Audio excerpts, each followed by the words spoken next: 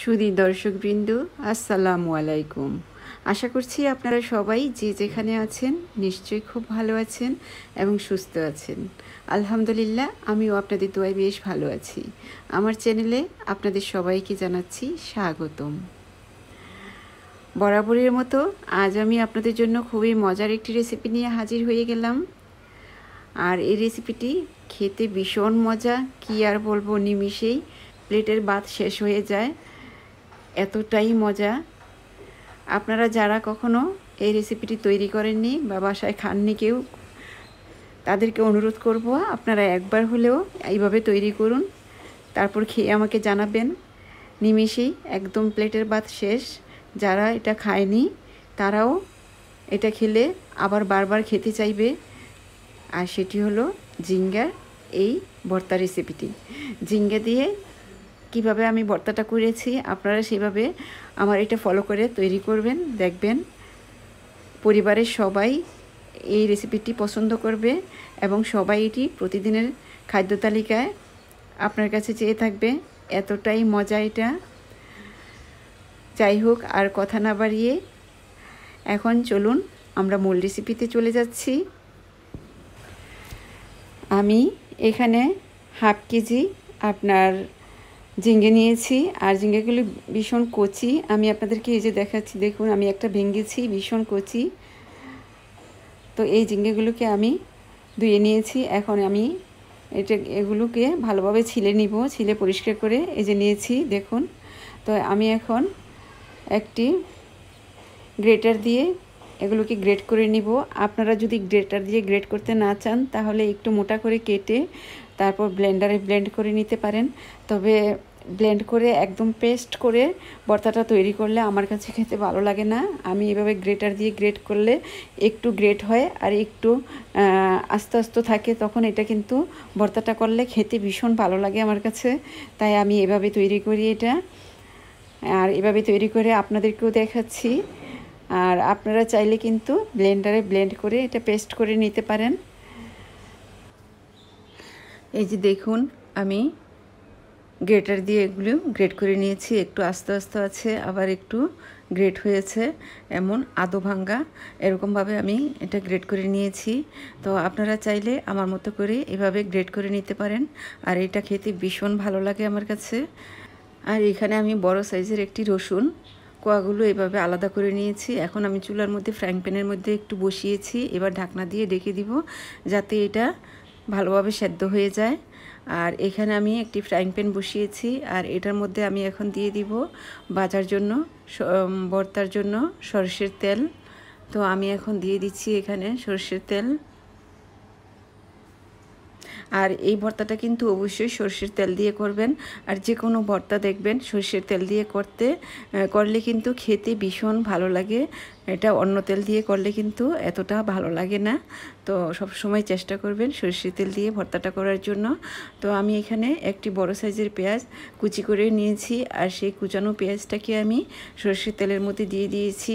তারপর আমি যে রসুনগুলো আপনার সেদ্ধ করে নিয়েছি, তো সেই রসুনগুলোকে ছিলে নিয়েছি, ছিলে ছোলাটা ছাড়িয়ে নিয়েছি। তো এখন আমি এখানে দিয়ে দিচ্ছি হাফ টিস্পুন কালি জিরা। আর এই ভর্তাটার মধ্যে কালি জিরে দিলে কিন্তু খেতে ভীষণ ভালো লাগে। তো আমি কালি জিরে দিয়ে দিয়েছি এখানে। তারপর এখানে আমি শুকনো মরিচ দিয়ে দিব প্রায় 5-6টির মতো। তো আমি মরিচগুলো মাঝখান থেকে ভেঙে দিয়েছি। আপনারা চাইলে মরিচগুলোকে কেচি দিয়ে ছোট ছোট টুকরো করে কেটেও দিতে পারেন, বা আস্ত মরিচটাও দিতে পারেন। তবে জালটা কিন্তু আপনারা আপনাদের স্বাদ মতো দিয়ে নেবেন, যে যেমন জাল পছন্দ করেন। তো আমি সবগুলো এখন একসাথে ভালোভাবে ভেজে নিচ্ছি নাড়াচাড়া করে। তো এবার দিয়ে দিচ্ছি আমি যে রসুনগুলো ছিলে পরিষ্কার করে রেখেছিলাম, সেই রসুনগুলোকে আমি হাতে একটু থেতো করে মেখে তারপর এখানে দিয়ে দিলাম। আর এই সেদ্ধ করা রসুনটা এখানে দিলে কিন্তু খেতে ভীষণ ভালো লাগে। আর যদি কাঁচা রসুনটা এখানে দিয়ে তেলে ভাজেন, এটা খেতে অন্যরকম লাগবে। তো এইভাবে সেদ্ধ করা রসুনটাই এখানে খেতে বেশি ভালো লাগে। তো আমি সবগুলো একসাথে নাড়াচাড়া করে তেলের মধ্যে ভালোভাবে ভেজে নিচ্ছি। আপনারা চাইলে এটা কাঁচামরিচ দিয়েও করতে পারেন। তো আমি এখানে ফ্লেভারের জন্য একটি কাঁচামরিচ মাঝখান থেকে ভেঙে এখানে দিয়ে দিয়েছি। কাঁচামরিচের ফ্লেভারটা আমার কাছে খুব ভালো লাগে। তো এগুলো সবগুলো উপকরণ আমি ভালোভাবে ভেজে নিচ্ছি, একটু বাদামি করে ভেজে নিব। তো দেখুন আমার এগুলো কিন্তু ভাজা হয়ে গিয়েছে, এর চেয়ে বেশি আর ভাজবো না, তাহলে তেতো হয়ে যাবে। তো এবার আমি দিয়ে দিচ্ছি গ্রেট করে রাখা ঝিঙ্গেটা।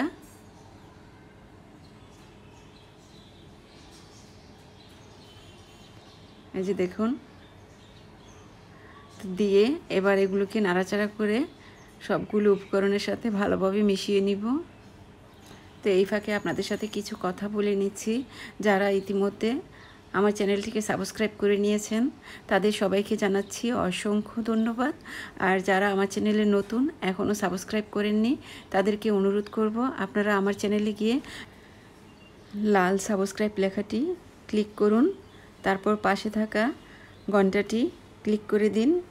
এবার আমি সুন্দর সুন্দর নতুন নতুন রেসিপি আপলোড দেওয়ার সাথে সাথে আপনাদের কাছে নোটিফিকেশান পৌঁছে যাবে, তখন সবার আগে আপনারা আমার রেসিপিটি দেখতে পারবেন। আর এখন আমি এখানে দিয়ে দিচ্ছি স্বাদমতো লবণ। লবণটা আপনারা আপনাদের পরিমাণ মতো দিয়ে নেবেন। তো লবণটাকে আমি ভালোভাবে মিশিয়ে দিচ্ছি। আর চুলার আঁচটা মাঝারি থেকে একটু বাড়িয়ে দিয়েছি, এই যে দেখুন। তারপর এখানে দিয়ে দিব সামান্য একটু হলুদের গুঁড়া। এটা অপশনাল, আপনারা চাইলে এটা স্কিপ করতে পারেন। আর এমনই সব মজার মজার রেসিপিতে ভরপুর আমার চ্যানেল, আপনারা চাইলে এক নজর ঘুরে আসতে পারেন, দেখবেন আপনাদের ভালো লাগবে। আর যদি আপনাদের ভালো লেগে থাকে তাহলে আপনাদের পরিচিত সবার সাথে আমার রেসিপিগুলো শেয়ার করে দিবেন।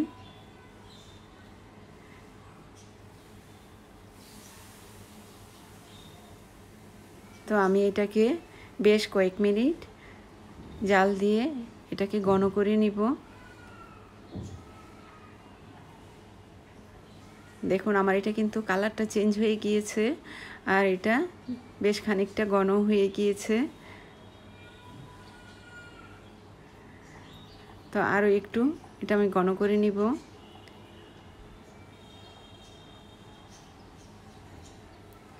তো আমার এটা হয়ে গিয়েছে প্রায়। তো আমি নামানোর আগে এটার মধ্যে দিয়ে দিব সরষের তেল। আপনারা নামানোর আগে অবশ্যই সরষের তেলটা দেওয়ার চেষ্টা করবেন। সরষের তেল আমি এখানে দিয়ে দিয়েছি 1 টেবিল স্পুনের মতো। অবশ্য তখন আমার ক্যামেরাটা বন্ধ ছিল, আমি আপনাদেরকে দেখাতে পারিনি। আর দেখুন আমার এটা কিন্তু হয়ে গিয়েছে। তো আমি আর একটু নাড়াচাড়া করে এটাকে তারপর আমি নামিয়ে নেব চুলা থেকে নামিয়ে তারপর আমি আপনাদেরকে দেখাবো। আমি এই পর্যায়ে এটা নামিয়ে নিব। আর আপনারা যদি চান এর চেয়েও আরও একটু বেশি ঘন করতে, তাহলে আপনারা আর একটু নাড়াচাড়া করে একদম শুকনো করে এটাকে একদম মাখা মাখা করে নিতে পারেন। তো এর চেয়ে বেশি ঘন করার কোনো দরকার নেই। আমি এবার এটা নামিয়ে নিচ্ছি। এবার আমি একটি সার্ভিং ডিশে এটাকে ঢেলে নিচ্ছি। এই যে দেখুন, এটা যে কতটা মজা আপনারা না খেলে বুঝতেই পারবেন না। আশা করছি আপনাদের কাছে আমার এই রেসিপিটি বেশ ভালো লেগেছে। এতক্ষণ কষ্ট করে আমার সাথে থাকার জন্য আর আমার রেসিপিটি দেখার জন্য আপনাদের সবাইকে জানাচ্ছি অসংখ্য ধন্যবাদ। গরম গরম ভাতের সাথে এই ভর্তাটি পরিবেশন করবেন, দেখবেন সবাই নিমিষেই প্লেটের ভাত শেষ করে ফেলবে। আবার আপনার কাছে এই ভর্তাটি বানানোর জন্য সবাই অনুরোধ করবে। এটা এতটাই মজা কি আর বলবো। আপনারা একবার হলেও এটা বানিয়ে খাবেন এবং পরিবারের সবাইকে খাওয়াবেন, দেখবেন এটা সবার কাছেই ভীষণ ভালো লাগবে। তো আবার নতুন কোনো রেসিপি নিয়ে আপনাদের সামনে হাজির হয়ে যাব। আপনারা সবাই ভালো থাকবেন, সুস্থ থাকবেন, আমার জন্য দোয়া করবেন আর আমার পরিবারের জন্য দোয়া করবেন। আল্লাহ হাফেজ।